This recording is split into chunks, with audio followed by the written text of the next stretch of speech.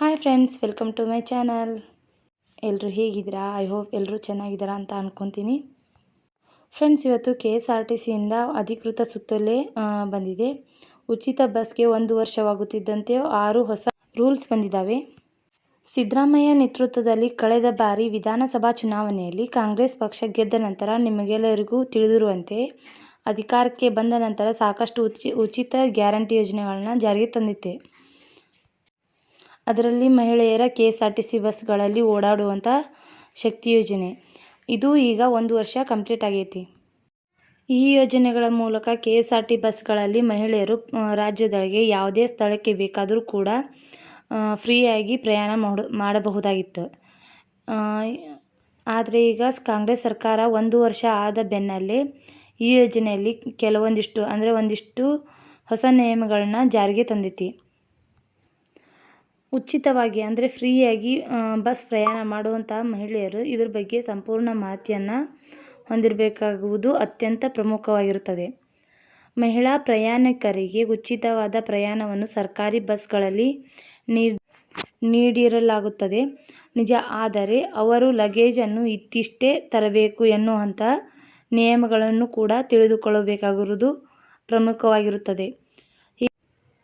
ಹೀಗಾಗಿ ಅವರಿಗೆ KSRTC ಬಸ್ಸುಗಳಲ್ಲಿ ಉಚಿತವಾಗಿ ಪ್ರಯಾಣ ಮಾಡುವ ಸಂದರ್ಭದಲ್ಲಿ ಇಂತಿಷ್ಟೇ ತೂಕವನ್ನು ಹೊಂದಿರುವಂಥ ಲಗೇಜ್ಗಳನ್ನು ಮಾತ್ರ ಉಚಿತವಾಗಿ ತೆಗೆದುಕೊಂಡು ಹೋಗಬಹುದು, ಉಳಿದ ತೂಕಕ್ಕೆ ಶುಲ್ಕವನ್ನು ಕಟ್ಟಬೇಕಾಗುತ್ತದೆ ಅನ್ನೋದನ್ನು ತಿಳಿದುಕೊಳ್ಳಬೇಕಾಗಿದೆ. ಉಚಿತ ಪ್ರಯಾಣದ ಸಂದರ್ಭದಲ್ಲಿ ಮಹಿಳೆಯರ ಜೊತೆಗೆ ಯಾವುದೇ ರೀತಿ ಕಿರಿಕಿರಿ ಅಥವಾ ಸಮಸ್ಯೆಗಳನ್ನು ಉದ್ಭವ ಆಗುವ ರೀತಿಯಲ್ಲಿ ನಡೆದುಕೊಳ್ಳುವ ಹಾಗೆ ಇಲ್ಲ. ಉಚಿತ ಪ್ರಯಾಣದ ಸಂದರ್ಭದಲ್ಲಿ ಮಹಿಳೆಯರ ಜೊತೆಗೆ ಯಾವುದೇ ರೀತಿ ಕಿರಿಕಿರಿ ಅಥವಾ ಸಮಸ್ಯೆಗಳನ್ನು ಉದ್ಭವ ಆಗುವ ರೀತಿಯಲ್ಲಿ ನಡೆದುಕೊಳ್ಳುವ ಹಾಗೆ ಇಲ್ಲ ಎನ್ನುವಂತಹ ಕಟ್ಟುನಿಟ್ಟಿನ ನಿಯಮಗಳನ್ನು ಜಾರಿಗೆ ತರಲಾಗಿದೆ. ಮಹಿಳೆಯ ಪ್ರಯಾಣ ಸುಗಮವಾಗಬೇಕು ಎನ್ನುವ ನಿಟ್ಟಿನಲ್ಲಿ ಸಾರಿಗೆ ಇಲಾಖೆಯು ಈ ನಿಯಮವನ್ನು ಜಾರಿಗೆ ತಂದಿದೆ ಎಂದು ಹೇಳಬಹುದಾಗಿದೆ. ನಿಮಗೆಲ್ಲರಿಗೂ ತಿಳಿದಿರಬಹುದು, ಮಹಿಳೆಯರಿಗೆ ಉಚಿತ ಬಸ್ ಪ್ರಯಾಣವನ್ನು ನೀಡಿದ ನಂತರ ಪುರುಷರಿಗೆ 50% ಬಸ್ನಲ್ಲಿ ಸೀಟಿಂಗ್ ವ್ಯವಸ್ಥೆಯನ್ನು ನೀಡಬೇಕು ಎನ್ನುವಂತಹ ನಿಯಮಗಳು ಈ ಹಿಂದೆ ಜಾರಿಗೆ ತರಲಾಗಿತ್ತು. ಆದರೆ ಈಗ ಮಹಿಳೆಯರು ಪುರುಷರ ಸೀಟ್ನಲ್ಲಿ ಕೂಡ ಕೂರಬಹುದಾಗಿದೆ ಹಾಗೂ ಮಹಿಳೆಯರ ಸೀಟ್ನಲ್ಲಿ ಪುರುಷರು ಕೂತರೆ 200 ರೂಪಾಯಿಗಳ ದಂಡವನ್ನು ಕಟ್ಟಬೇಕಾಗುತ್ತದೆ ಎನ್ನುವಂತಹ ನಿಯಮವನ್ನು ಕೂಡ ಜಾರಿಗೆ ತರಲಾಗಿದ್ದು, ತದ್ವಿರುದ್ಧವಾಗಿ ಮಹಿಳೆಯರು ಪುರುಷರ ಸೀಟ್ನಲ್ಲಿ ಕುಳಿತುಕೊಂಡರೆ ಯಾವುದೇ ರೀತಿಯ ಶುಲ್ಕ ಇಲ್ಲ. ಈ ನಿಯಮವನ್ನು ಪುರುಷರು ಸೀಟು ಭರ್ತಿಯಾಗದೇ ಇದ್ದಲ್ಲಿ ಮಾತ್ರ ಎಂಬುದಾಗಿ ಹೇಳಬಹುದಾಗಿದೆ.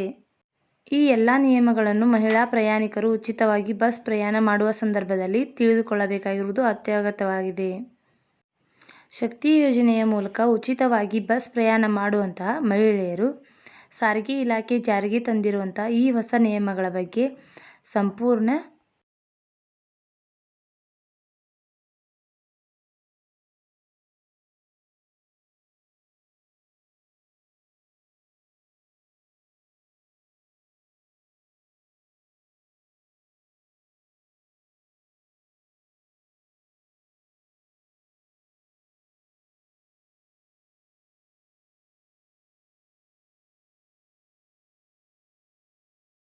ತಿಳಿದುಕೊಳ್ಳಬೇಕಾಗಿದೆ.